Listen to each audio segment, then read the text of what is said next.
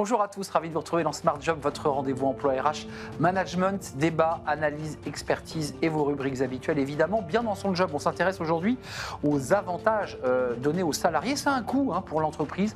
On va en parler avec Noémie Marciano, directrice Health and Benefits chez WTW France. Elle va tout nous expliquer. Le cercle RH, on parlera avec Caroline de Senneville de la santé mentale des femmes seniors au travail. C'est un profil spécifique aidante, parfois discriminée. On fera le point évidemment avec nos invités, Juliane Elbiz, cofondatrice de TIL, Laetitia Vito, auteur d'un livre passionnant, et Léa Binet-Ferté, directrice générale adjointe de Great Place to Work France. Voilà le programme. Tout de suite, c'est bien dans son job.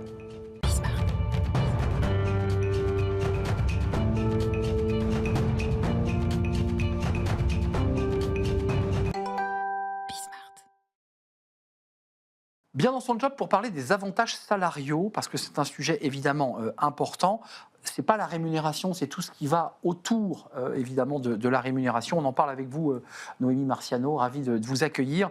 Directrice Health and Benefits chez WTW France, plus de 2200 salariés ou 2200 salariés pour une entreprise globale de 40 000 ? C'est ça. 40 000 collaborateurs dans le monde. Votre métier, c'est l'assurance, mais là, on va s'intéresser aux avantages salariaux. Quand même, juste pour faire une petite photographie, ça a un coût de plus en plus important pour les entreprises. Tout à fait. Le coût augmente chaque année. Donc, dans les avantages sociaux, vous l'aviez très bien décrit, ce sont tous les avantages qui viennent, que l'entreprise met à disposition des salariés, en plus du salaire. Et on assiste à des coûts de plus en plus élevés. Donc, les avantages sociaux qui coûtent le plus cher aux entreprises, ce sont tout ce qui couvre les risques liés à la santé, à la prévoyance, donc le décès, l'arrêt de travail. Et effectivement, les coûts augmentent chaque année. Inflation médicale de plus 5,7%. Je ne parle pas des mutuelles, parce qu'il y a quand même l'enjeu aussi de l'augmentation du coût des mutuelles qui est supporté par l'entreprise. La règle légale, c'est 50% à la charge de l'entreprise et 50% à la charge du collaborateur. Comment les entreprises s'adaptent je dirais, à cette inflation, à ce surcoût ? Alors, on est tout à fait sur ces ordres de grandeur. On a une inflation qui est, sur ces 5 dernières années, autour de 5% par an, ce qui est quand même assez important. Il y a des facteurs qui sont exogènes, qui sont liés à un environnement et que subissent les entreprises, comme le vieillissement de la population, des transferts de charges de la sécurité sociale. Vous savez qu'il y a un déficit de 16 milliards d'euros en 2025. Et là, on a aussi des facteurs qui sont endogènes, donc propres aux entreprises, sur lesquels elles peuvent agir. Elles ont un risque absentéisme qui augmente de plus en plus. Elles ont également à encourager une consommation responsable de la part de leurs salariés.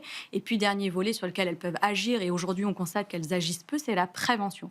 Et là, d'ores et déjà, les assureurs ont annoncé des majorations importantes au 1er janvier 2026 pour les entreprises, entre plus 4 et plus 5% d'augmentation sur les cotisations santé et plus 5 à plus 6% sur les cotisations prévoyance. Ça veut dire que vous êtes capable d'aiguillonner, ou les assureurs, ceux qui assurent les entreprises, aiguillonnent l'entreprise en lui disant « fais un effort, fais de la prévention et tu paieras peut-être moins cher tes primes d'assurance annuelles ».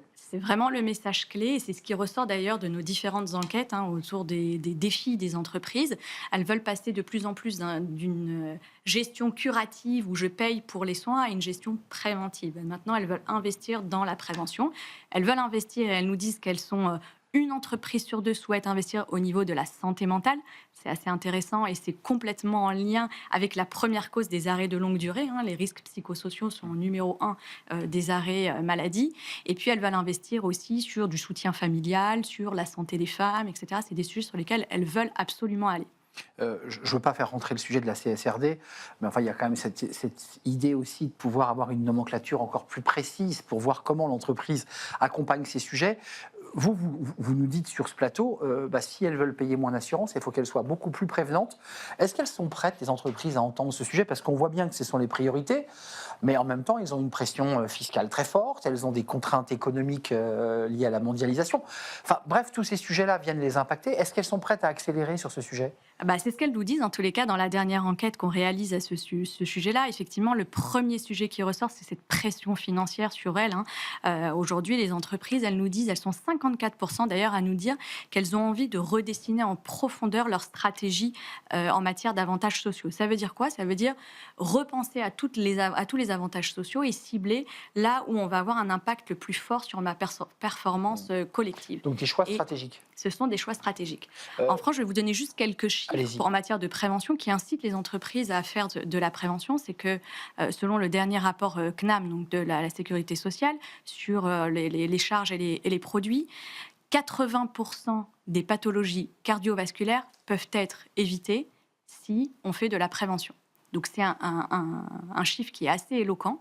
Quand on sait en France qu'on a le reste à charge le plus faible au monde, 7,5%, donc sur 100 euros que je dépense, je n'ai que 7,50 € de reste à charge. Et pour autant, j'ai vraiment des chiffres qui sont assez éloquents en matière de prévention. Avant de nous quitter quand même, ce que vous nous dites aussi, c'est que c'est aussi à l'entreprise de prendre en charge, je mets des guillemets de la prise en charge, mais d'intégrer ces données-là. Parce que souvent on entend c'est à la société, c'est à l'État, c'est à la puissance publique. Alors, l'entreprise a un rôle à jouer sur ce sujet. Complètement, si elle veut continuer à attirer des talents et à retenir ces talents, il faut qu'elle s'adapte aux attentes et aux besoins des salariés. Quand ils sont jeunes, ils ont des attentes différentes que quand ils sont plus âgés. Et là, l'entreprise, elle l'a bien compris et c'est ce qu'elle doit faire. Et ce que nous dit aussi cette enquête qui est très intéressante, c'est que pour justement faire en sorte que les salariés puissent adhérer à ces programmes de prévention, elles veulent de plus en plus mettre à leur disposition des systèmes de navigation, des systèmes digitaux. Pour fluidifier Pour fluidifier l'accès. et faire en sorte que les salariés l'utilisent, le connaissent et l'utilisent. En tout cas, ce qui est très riche dans votre propos et en tout cas intéressant pour ceux qui nous regardent, c'est qu'ils doivent engager des actions concrètes de prévention. C'est ça le message que vous êtes venu nous donner. Une étude à découvrir où? On peut la découvrir où, cette étude? Alors sur notre site, WTW, vous pouvez la trouver. Vous pouvez même encore mieux répondre encore à cette enquête. Et puis on peut vous donner un score en fonction de différents items. On va vous classer où vous en êtes. L'offre, le financement, etc. On vous donne un score et on vous positionne par rapport aux différentes entreprises qui ont répondu. Et on a plus de 5500 entreprises qui ont répondu au niveau mondial. Et donc, ça veut dire que c'est signifiant et ça permet aussi de pouvoir avoir des comparaisons entre pays sur les enjeux de prévention des collaborateurs. Et de savoir surtout où agir. Merci Noémie. Sujet fondamental, l'enjeu de la prévention et la manière dont l'entreprise s'en empare.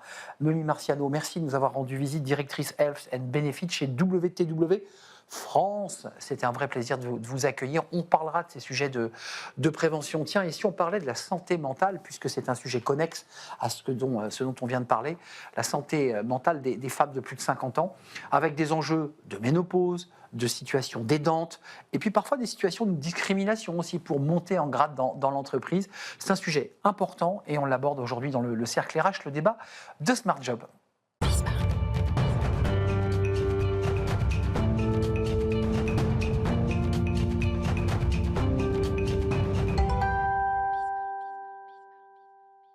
Le cercle RH pour débattre d'un sujet important, la place des femmes, les femmes de plus de 50 ans dans l'entreprise, leur place, leur évolution et leur bien-être, avec des sujets très connexes, de la ménopause à leur situation d'aidante, à leur capacité ou pas d'ailleurs à grimper l'échelle de la hiérarchie, des sujets qu'on va aborder ensemble avec mes invités. Puis je suis avec Caroline de Senneville, comme chacune de nos émissions hebdomadaires. Bonjour Caroline, journaliste, chroniqueuse, journaliste chez Décideur RH et chroniqueuse ici dans notre émission. À vos côtés, Julia Nelbis. Bonjour Julia. Bonjour. Ravie de vous retrouver, cofondatrice de TIL. Vous nous expliquerez les outils, ce que vous mettez en place très concrètement chez vous, justement pour les accompagner, ces femmes seniors ou femmes expérimentées, puisqu'on le dit aussi, c'est un vilain mot, senior, on va essayer de le retirer de notre bouche. Laetitia Vito est avec nous. Ravie, Laetitia, de vous accueillir en vrai. On s'était vu en distance. L'atout âge, c'est votre dernier livre, 64 clés pour transformer la diversité générationnelle en force chez Erol.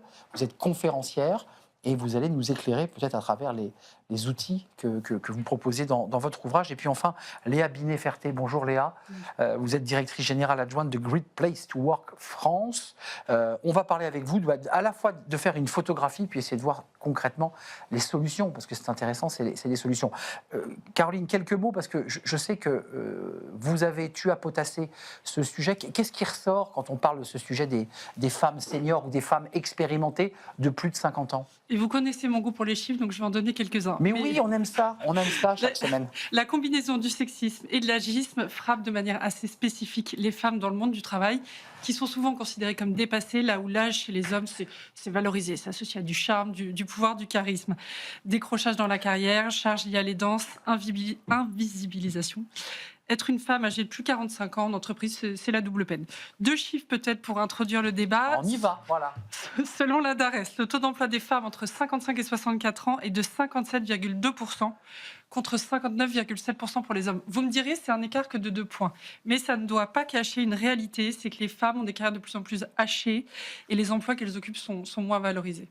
Et peut-être un autre chiffre, selon une note qui a été réalisée par vous, Laetitia, et la Fondation des femmes, le fait d'être une femme au lieu d'un homme coûte aux femmes environ 157 245 € sur 20 ans. La facture est élevée. C'est impressionnant. Vous ne contestez pas l'analyse et les chiffres de Caroline. Le choix d'avoir écrit ce livre, L'atouage, au sens de... Ce sont des pépites. Alors, il y a aussi des hommes expérimentés qui en sont, mais les femmes sont impactées par des sujets très particuliers. Vous êtes d'accord avec ça? Différents de ceux des hommes. Absolument. Il y a quelque chose de spécifique dans l'agisme et dans la manière dont il frappe les femmes à tous les âges, à tout âge, même les plus jeunes ont du mal à installer leur légitimité, à être prises au sérieux. On les traite d'assistantes, par exemple, on les regarde pas parce qu'on pense que c'est pas l'interlocuteur principal. Quand elles arrivent, ça existe encore ça? Énormément. D'accord. Et ça touche un peu plus les femmes que les hommes, même si les jeunes en général peuvent souffrir de ne pas être pris au sérieux. Ensuite, elles sont à l'âge où elles pourraient être enceintes. Alors, on peut les soupçonner de ne pas être pleinement engagées dans leur travail, même quand elles ne veulent pas d'enfants. Et puis, sans transition, on passe à ce que les chercheurs appellent la ménopause sociale, c'est-à-dire, voilà, c'est comme si elles portaient une étiquette périmée dès la quarantaine, etc. Et donc, évidemment, il leur reste 25 ans à cotiser, voire plus. La carrière n'en est qu'à peine à la moitié. Et c'est très compliqué de la faire durer sur 43, 44, 45 ans. C'est plus compliqué pour les femmes. Qu'est-ce que vous en pensez, Chétil, de cette situation? Est-ce qu'elles ne sont pas aussi victimes, comme quelque chose d'un boulet qu'elles traînent depuis longtemps, d'un syndrome de l'impostrice ou de l'imposteur, comme on l'appelle? Jusqu'à 45, 50, je ne suis pas légitime, je ne peux pas accéder à ce poste, j'ai trop de contraintes personnelles dans ma vie. Est-ce que ça joue, ça, quand même, ce syndrome de l'imposteur qui pèse sur les épaules des femmes? Alors, il y a une forme d'autocensure, donc on appelle aussi et qu'on résume parfois le syndrome de l'imposteur. Et puis il y a la censure qui est appliquée par les autres via les biais, notamment via, on parlait du sexisme, de l'agisme, etc. Et effectivement, ce qu'on voit, nous, c'est que c'est tout au long de la carrière ou de la vie. Alors, c'est ce qu'on voit, nous. Là, il se trouve qu'on vient de sortir un baromètre de la santé mentale des étudiants, et ça se voit aussi dans la vie étudiante. Dans la vie étudiante, les étudiantes sont plus à même d'avoir des problèmes liés à leur santé mentale, notamment que les hommes, plus exposés à des violences, etc. Et donc, ça part de cette vie étudiante, ça se voit aussi dans l'entrée dans la vie active. Au long de la vie active, vous mentionniez donc l'arrivée potentielle de la parentalité, en tout cas de la maternité, qui entraîne des congés maternité qui sont encore mal gérés, des intentions qu'on prête à tort ou à raison sur le fait qu'on va ralentir sa carrière, et encore une fois, par autocensure ou par censure. Ou par discrimination, parce que là, on parle de discrimination. Utilisons le mot. Vous en pensez quoi, Léa, vous qui auditez les entreprises? Est-ce qu'il y a un lien fort entre une entreprise qui fait des choses positives, des formations d'empowerment, d'accompagnement, de faire grandir ces femmes, et les résultats de l'entreprise? Parce qu'on le voit sur plein d'autres sujets. Est-ce que sur ce sujet-là, on voit bien ce lien fort ou pas? Ah oui, c'est très net. On réalise aussi des études auprès des salariés français et en même temps auprès de, effectivement, nous, notre méthodologie, c'est de réaliser des baromètres auprès des salariés des entreprises.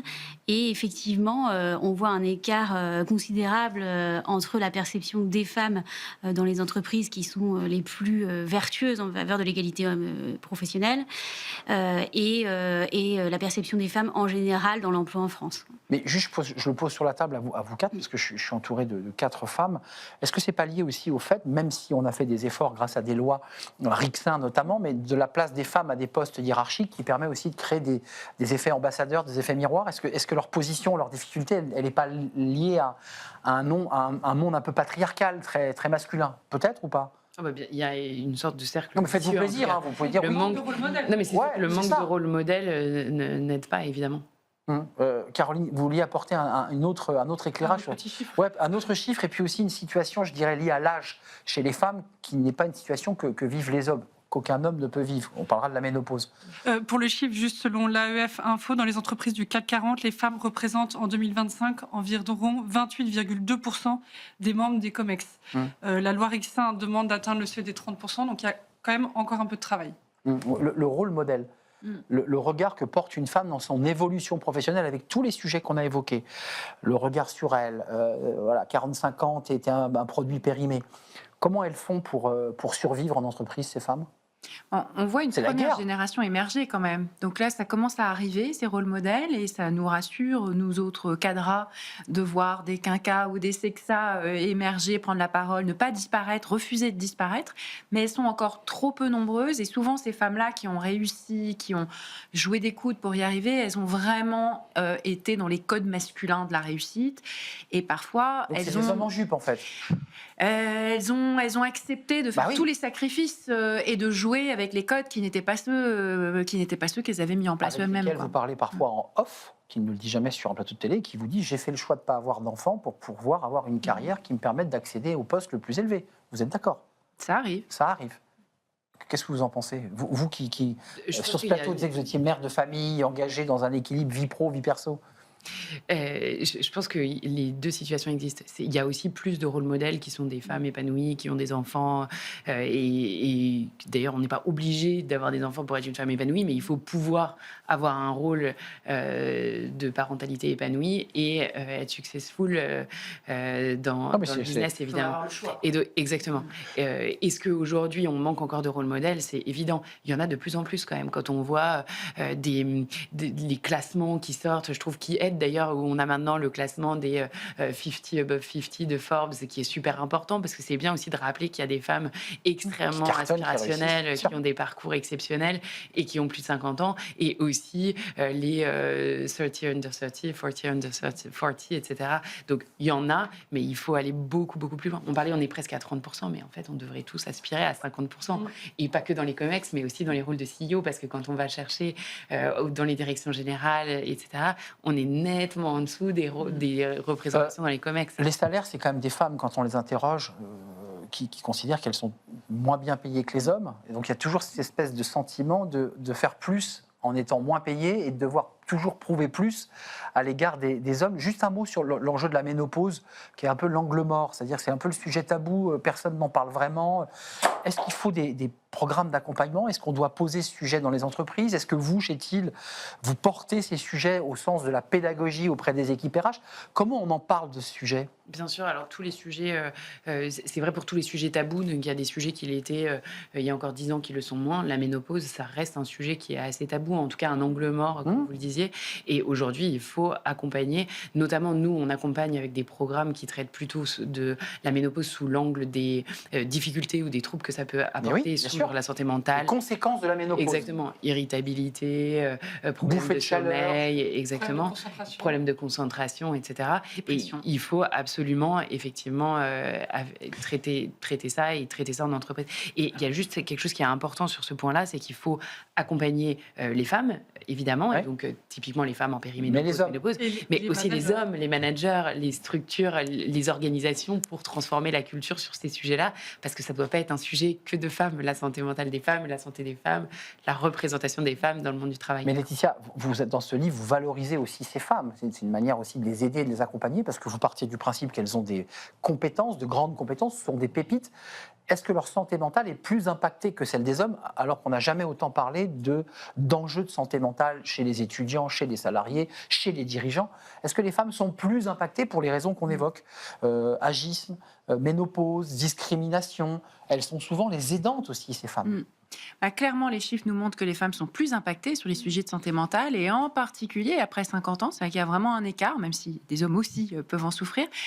Et le mauvais accompagnement de la ménopause fait partie, ou le fait de ne pas l'avoir, de l'ignorer, de ne pas le mettre, de la nier, exactement. Donc les femmes n'en parlent pas, c'est tabou, on préfère surtout que ça ne se sache pas, parce qu'on a peur que ça soit utilisé contre soi, en fait, comme égal périmé. Et donc ça reste, on a toujours la situation où le persona par défaut dans l'entreprise, c'est un homme jeune, valide, etc. Performant, invincible. On peut être performante tout en étant en périménopause et ménopausée, il n'y a pas de problème, mais par contre, on ne peut pas nier le corps. Et on peut nier le corps de personne, les hommes non plus. Et ce qui est encore plus tabou que la ménopause, c'est l'andropause. Or, les symptômes sont curieusement identiques. Alors, c'est simplement un petit peu plus tardif et un petit peu plus progressif. C'est-à-dire, quand on regarde les courbes de changements hormonaux, c'est pas tout à fait les mêmes, mais il y a quand même plein de parallèles. Et le fait de parler des corps dans leur diversité et même pourquoi pas des hormones, ça permet de créer un environnement de travail qui est inclusif et qui permet à tous d'être plus performants au travail. Caroline, vous vouliez nous éclairer? D'autant plus que... Et peut-être pas sur un chiffre cette fois-ci. Non, pas sur un chiffre, mais d'autant plus que l'entrée en ménopause physiologique concerne 500 000 femmes par an en âge de travailler. Mais il faut libérer la parole là-dessus. Il y a quand même eu un rapport parlementaire qui a été remis en avril dernier qui formule 25 propositions pour faire de la ménopause une priorité de santé Stéphanie publique. Rist. Oui. Et pour inciter les managers, les DRH, toutes les entreprises à le prendre en compte. Parmi les recommandations, il y a le fait d'intégrer l'enjeu de la ménopause dans la visite médicale de mi-carrière à 45 ans, de créer un guide ménopause sur le lieu de travail pour les managers et les salariés aussi, C'est vrai. et d'encourager, je cite, l'élaboration d'un diagnostic suivi d'un plan d'adaptation des conditions de travail à l'échelle de chaque établissement. Ce qui veut dire quand même, vous qui observez, qui faites des baromètres, c'est quand même former les managers à, lorsqu'on y a les entretiens annuels et qu'on pose des sujets sur la table, à être capable aussi d'embrasser ce genre de sujet quand même. Oui, complètement. Quand on est un homme, c'est un sujet quand même. Mais on voit que le sujet traverse la société, enfin la parole se libère, et effectivement, on voit que ce type de sujet ça traverse aussi l'entreprise. Et donc, et les entreprises, ce qu'on observe, c'est qu'elles sont de plus en plus proactives sur ce sujet. Donc, il y a quand même de plus en plus d'entreprises qui prennent des actions sur le sujet de la santé des femmes et incluant le sujet de la santé des femmes seniors. Donc, on voit quand même un mouvement sur ce sujet, une ouverture, et je pense que c'est très positif parce qu'effectivement, il faut que les managers aient aussi les outils pour, comme le vôtre pour Il faut pouvoir oser l'accompagner. poser ces sujets, parce qu'il faut que les RH soient aussi impliqués en disant à leurs managers, ces sujets-là doivent être posés dans la grille de questions que vous posez à vos collaborateurs. Il ne faut pas attendre que la collaboratrice vous en parle. Non, vous êtes d'accord? Il faut aussi que le manager soit un peu proactif sur ce sujet, non? Il faut qu'il puisse avoir les outils en fait à disposition, parce que le manager il ne peut pas le créer pas un lui-même. médecin, Il a besoin il faut que chacun soit dans son rôle, mais il a besoin d'avoir les outils à disposition. Juste dans votre livre, vous dites que c'est l'enjeu intergénérationnel, mais on l'entend aussi pour les hommes, parce qu'on n'a jamais eu autant besoin de salariés, et il y a quand même plus d'1,5 million de seniors qui sont à Pôle emploi ou à France Travail. Comment on fait de l'intergénérationnel? Parce qu'il y a le maintien en emploi des femmes de plus de 50 ans, et puis il y a aussi les femmes, il ne faut pas les oublier, qui sont dehors et qui cherchent un emploi et qui galèrent. Enfin, c'est-à-dire qu'elles envoient des CV, on ne leur répond pas. C'est plus dur que pour un homme, j'ai le sentiment.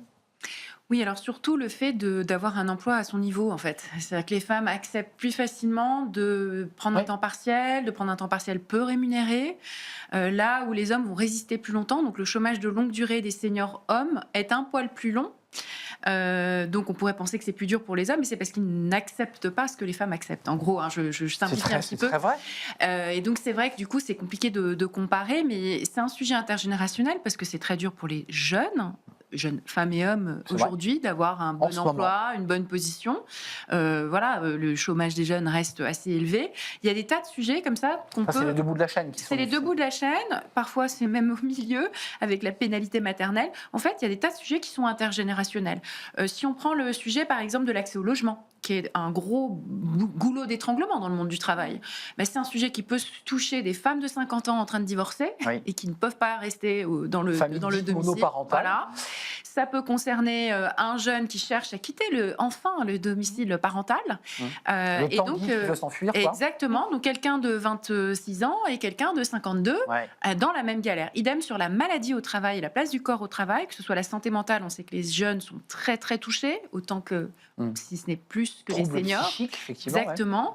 Que ce soit les problèmes de maladies graves type cancer. Alors, cancer, c'est un gros mot, je suis désolée de le prononcer, mais à mesure que la population active vieillit, mécaniquement, on a plus de cancer au travail.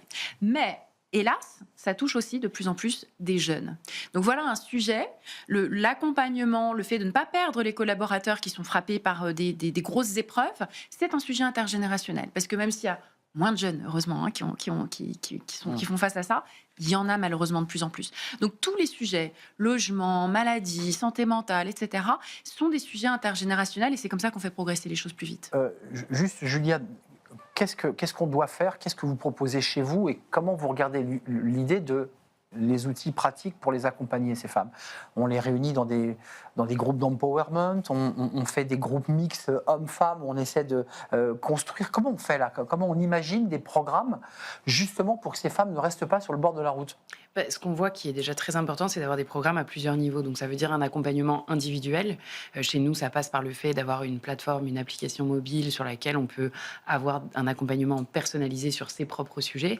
Donc, typiquement, ça ne va pas être le même accompagnement pour une jeune manager qui vient de prendre un poste, qui est dans un parcours PMA en même temps, et pour une femme plus expérimentée qui gère une situation de périménopause ou de ménopause ou qui prépare un départ à la retraite. Donc, il faut être l'adapter, capable bien sûr. d'adapter les parcours de façon très ciblée pour être au plus juste, avec un soutien qui soit et digital et en personne, avec des psychologues ou des coachs quand c'est nécessaire.